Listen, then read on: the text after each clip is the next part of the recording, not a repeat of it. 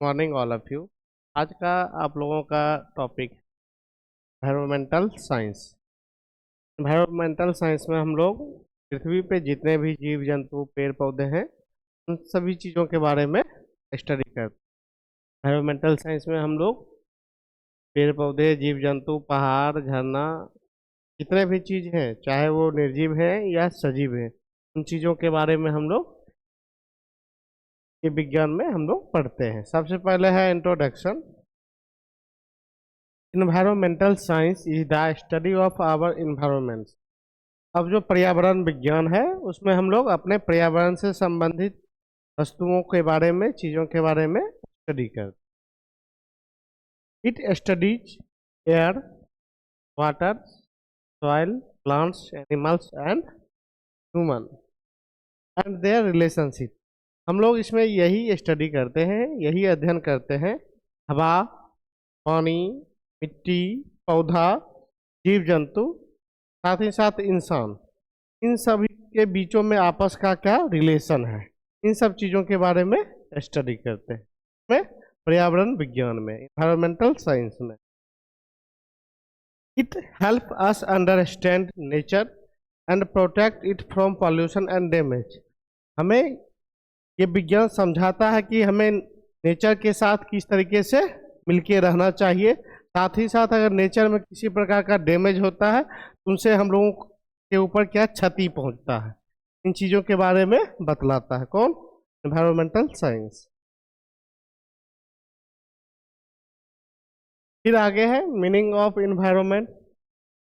Environment means surrounding include living and non living things.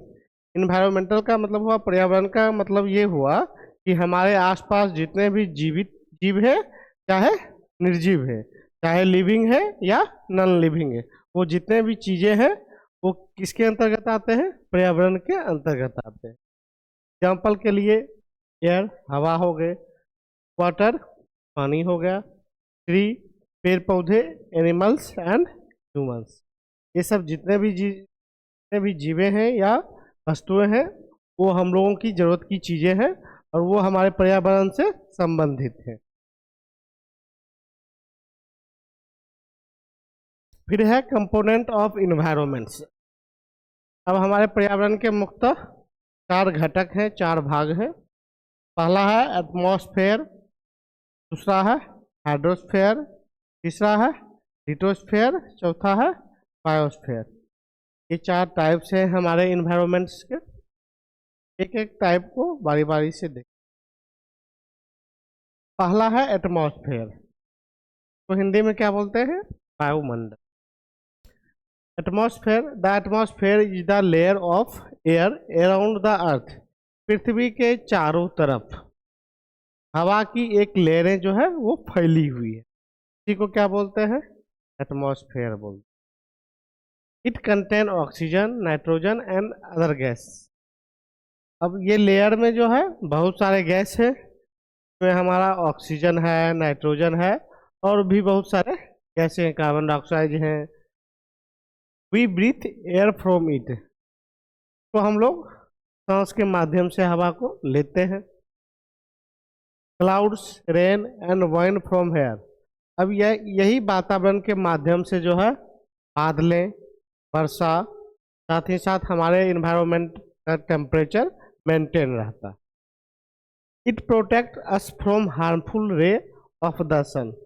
अब ये हमारा वायुमंडल जो है वह हमें सूरज के किरणें से निकलने वाले जो रे होते हैं, यूवी रे अल्ट्रावायलेट किरणें, ठीक है, उन किरणों से प्रोटेक्ट करने का काम भी करते हैं।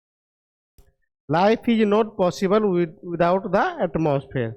अब हमारा जीवन जो है वायुमंडल के बिना पॉसिबल नहीं है, क्योंकि अगर हवा ही नहीं रहेगा हम लोग जीवित ही नहीं रह पाएंगे। फिर है हाइड्रोस्फेयर। हाइड्रोस्फेयर जलमंडल, ठीक है। The hydrosphere include all the water on earth. अब पृथ्वी पे जितने भी जल हैं, ठीक है, वो किसके अंतर्गत आते हैं, जल मंडल के अंतर्गत आते हैं।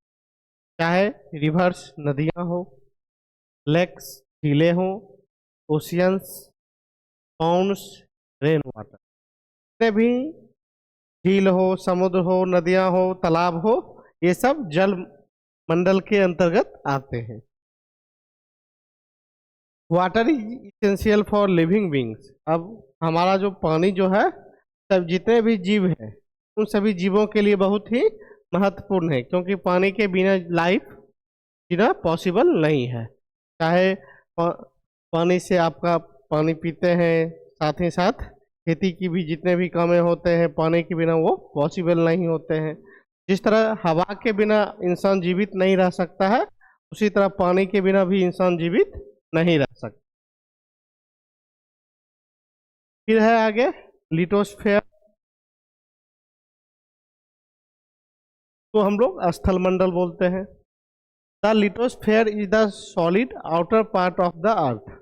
अब लिटोस्फेयर जो है, स्थल मंडल जो है, पृथ्वी के सबसे ऊपरी लेयर जो ठोस होते हैं उसी को क्या बोलते हैं, स्थल मंडल बोलते हैं। अब उनपे सबसे पहले आ गया भूमि, हम लोग जिस पे रहते हैं चलते हैं, लैंड। पृथ्वी के सबसे ऊपरी लेयर पे है माउंटेन, पहाड़े, सॉइल, मिट्टियां, रॉक, चट्टाने, ये सब पृथ्वी के ऊपरी लेयर पे स्थित होते हैं। इसी को क्या बोलते हैं, स्थल मंडल बोलते हैं। We live, build house and grow crops on it. इसी स्थल मंडल पे जो है हम लोग अपना जीवन यापन करते हैं, साथ ही साथ चाहे घर बनाते हैं या खेती करते हैं, जितने भी चीजें हैं हम लोग स्थल मंडल के ऊपर करते हैं। फिर आगे है बायोस्फीयर, जिसको जीव मंडल बोलते हैं। ठीक है। The biosphere include all living organism on earth. अब पृथ्वी पे रहने वाले जितने भी जीव जंतु हैं वो किसके अंतर्गत आते हैं, बायोस्फीयर जीव मंडल के अंतर्गत आते हैं। चाहे ह्यूमन इंसान हो, एनिमल्स जानवर हो, बर्ड्स हो, प्लांट्स हो, या माइक्रो ऑर्गेनिज्म हो, सभी जितने भी जीवे हैं, जितने भी लिविंग ऑर्गेनिज्म हैं, वो वो सब बायोस्फीयर के अंतर्गत आते हैं, जीव मंडल के अंतर्गत आते हैं। Where life exist it is part of the biosphere. Biosphere के बिना जो है जीवन जीना पॉसिबल नहीं है। फिर है ecosystem, interaction between living and non living thing. अब पारिस्थितिक तंत्र में क्या होता है, जितने भी जीवित जीवे हैं और जितने भी निर्जीव चीजें, उन दोनों के बीच आपस परस्पर मित्रता जो है वही क्या कहलाता है, पारिस्थितिक तंत्र कहलाता है। एग्जाम्पल के लिए फॉरेस्ट इकोसिस्टम, अब जंगल है, प्लांट्स हैं, वो नॉन लिविंग ऑर्गेनिज्म के अंतर्गत आते हैं, जैसे प्लांट हमारा है। नॉन लिविंग में पाउंड्स, तालाबें वगैरह हो गए। अब उसमें जो है मछलियां वगैरह जीवित रह रहे हैं। ठीक है। तो मछलियां जो है पानी में के अंतर्गत अंदर रहते हैं, तो नॉन लिविंग और लिविंग दोनों के बीच में आपस मित्रता जो है वही क्या कहलाता है, इकोसिस्टम कहलाता है। अब includes procedures, consumers and decomposers. अब जैसे पौधा है, हम लोग भोजन करते हैं, पौधे से भोजन प्राप्त होता है। इसी तरह फिर क्या होगा, जितने भी माइक्रो ऑर्गेनिज्म हैं, जो जानवर वगैरह मर जाते हैं, उनका भोजन के रूप में ग्रहण करते हैं। फिर क्या होता है, वो माइक्रो ऑर्गेनिज्म उसको डिकम्पोज करने का काम करते हैं, फिर वो जाके अर्थ में मिल जाता है। यही क्रिया दर क्रिया जो चक्र जो है चलते रहती है अपने पारिस्थितिक तंत्र में, इकोसिस्टम में।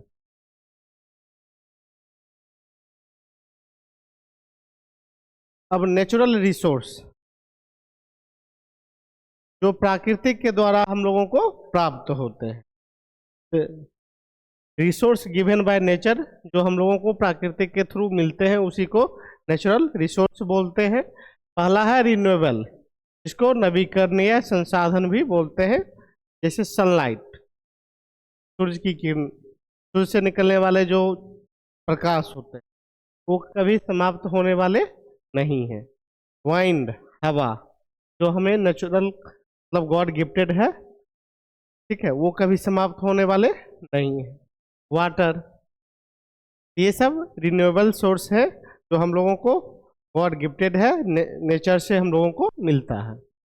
फिर नॉन रिन्यूएबल में जो समाप्त हो सकता है, जैसे कि कोल, पेट्रोल, ये सब और नवीकरणीय संसाधन है, एक बार समाप्त हो गया तो इन्हें बनने में हजारों सालों लग जाएंगे। यूज रिसोर्स वाइजली, अब इनका यूज जो है अच्छे से करना चाहिए। के बाद है इन्वायरमेंटल पॉल्यूशन, हमारे पर्यावरण को प्रदूषित करने वाले बहुत सारे कारक हैं। अगर हमारा पर्यावरण प्रदूषित होता है उससे जो हमें तरह तरह की कठिनाइयों का सामना करना पड़ता है। सबसे पहले है हार्मफुल चेंज इन इन्वायरमेंट, पर्यावरण दूषित होने से क्या होगा, पर्यावरण का जो क्लाइमेट्स रहेगा, ठीक है, उसमें चेंजिंग आना स्टार्ट हो जाएंगे। अब पर्यावरण के प्रदूषित होने के बहुत सारे टाइप्स हैं। पहला है एयर पॉल्यूशन, सेकेंड है वाटर पॉल्यूशन, थर्ड है सॉइल प्रदूषण पॉल्यूशन, फोर्थ है नॉइज पॉल्यूशन। यह 4 टाइप से हैं हमारे इन्वायरमेंटल पॉल्यूशन के। सबसे पहले है एयर पॉल्यूशन, जिसको वायु पॉल्यूशन भी बोलते हैं, caused bye vehicle and factories. अब ये एयर पॉल्यूशन जो है कल कारखानों से निकलने वाले चिमनियों के धुएं से, साथ ही साथ जितने भी ओल्ड व्हीकल्स हैं उनके निकलने वाले धुओं के थ्रू जो है हमारा वायु प्रदूषित होता है। इससे क्या होता है, सांस लेने में परेशानियां वगैरह देखने के लिए मिलते हैं। उसके साथ साथ इफेक्ट्स, ब्रीदिंग प्रॉब्लम्स, सांस लेने में दिक्कत वगैरह। ग्लोबल वार्मिंग, यह हमारे ग्लोबल वार्मिंग के ऊपर भी इफेक्ट डालता है, जिससे क्या होता है हमारे एटमॉस्फेयर में क्या होता है, जो टेम्परेचर बढ़ जाता है। इसके वजह से क्या होगा, जितने भी पहाड़े हैं, बर्फे हैं, वो सब धीरे धीरे पिघलने लगता है। इससे क्या होगा, हो सकता है आगे चल के पूरे पृथ्वी पे जलमग्न जैसा सिम्टम देखने के लिए भी मिल सकता है। फिर है प्रिवेंशन, अब ये हमारा जो है एयर पॉल्यूशन, इसे बचाने के तरीके, सबसे पहले प्लांट लगा के, पेड़ पौधे को लगा के जो है वायु को प्रदूषित होने से हम लोग बचा सकते हैं। यूज पब्लिक ट्रांसपोर्ट, साथ ही साथ सरकारी बसों वगैरह का यूज ज़्यादा करना चाहिए, ठीक है, व्हीकल्स का यूज कम करें। फिर है वाटर पॉल्यूशन, जिसको जल प्रदूषण बोलते हैं, caused by sewage and plastic waste, जहाँ तहाँ नालियों में जो है एक्स्ट्रा प्लास्टिक फालतू में यूज करने की वजह से या बहा देने की वजह से जो है हमारा जल प्रदूषित होता है, क्योंकि प्लास्टिक जल्दी डिकम्पोज नहीं होते हैं। इसके वजह से क्या होता है, साथ ही साथ ये फैक्ट्रियों से निकलने वाले जितने भी टॉक्सिक सब्सटेंस हैं उन चीज़ों को क्या करते हैं, नदियों वगैरह में प्रवाहित कर देते हैं, जिससे क्या होता है वहाँ का जल जो है वो दूषित हो जाता है। इससे इफेक्ट क्या पड़ता है, वाटर बॉर्न डिजीज, अगर वैसा पानी हम लोग पीते हैं तो डायरिया वगैरह, मलेरिया वगैरह, टाइफाइड वगैरह देखने के लिए सिम्टम्स मिलते हैं, ये सब बीमारियां क्रिएट होती। प्रिवेंशन, प्रॉपर वाटर डिस्पोजल, अब वाटर को है अच्छे तरीके से डिस्पोज करना चाहिए, उन वाटरों का खेती में उपयोग करना चाहिए। इससे क्या होगा, फिर वो पानी जो है ऋषि के भूजल स्तर में जो है अंदर जो है शोषित हो जाएगा। फिर है global warming, increase in earth temperature, global warming के वजह से क्या होगा, पृथ्वी के ऊपर के एटमॉस्फेयर का टेम्परेचर क्या होगा, हाई हो जाएगा, जिसके वजह से क्या होगा, ग्रीन हाउस गैसेस, और साथ ही साथ क्या होगा, हमारे वायुमंडल के में कार्बन डाइऑक्साइड की मात्रा बढ़ जाएगी। इसके वजह से सांस लेने में तो प्रॉब्लम होगी ही, साथ ही साथ स्किन से संबंधित बीमारियां, रिस्पिरेटरी सिस्टम में प्रॉब्लम, ये सब समस्याएं देखने के लिए मिलेंगे। इफेक्ट क्या होगा, क्लाइमेट चेंज, टेम्परेचर हाई हो जाएगा, मेल्टिंग आइस से क्या होगा, बर्फ वगैरह, पहाड़ों पे बर्फ वगैरह पिघलना स्टार्ट हो जाए, और क्या होगा, फिर पृथ्वी जो है पूरे जलमग्न से समाहित हो सकती। फिर है ozone layer, ozone protects from UV ray, अब जो है हमारा ओजोन लेयर जो है वो हमें यूवी रे से प्रोटेक्ट करने का काम करती है। अल्ट्रावायलेट किरणें, सूर्य से निकलने वाली जो पराबैंगनी किरणें होती है उन किरणों से बचाने का काम करती है। caused by CFC। अब ओजोन लेयर जो डैमेज हो रहा है क्लोरोफ्लोरोकार्बन की वजह से डैमेज हो रहा है, और ये क्लोरोफ्लोरोकार्बन जो है उसी से प्रोटेक्ट करने का काम कौन करता है? Ozone layer. जिसके वजह से क्या होता है? Lead to skin and eye problem, जिससे त्वचा संबंधित समस्याएं देखने के लिए मिलते हैं, स्किन कैंसर वगैरह, और आंखों संबंधित समस्याएं भी देखने के लिए मिलते हैं। आंखों पे लालिमा जैसा सिम्टम्स या आंख खराब होना, ये सब सारे सिम्टम्स देखने के लिए मिलते हैं। आज के लिए इतना ही। Thank you.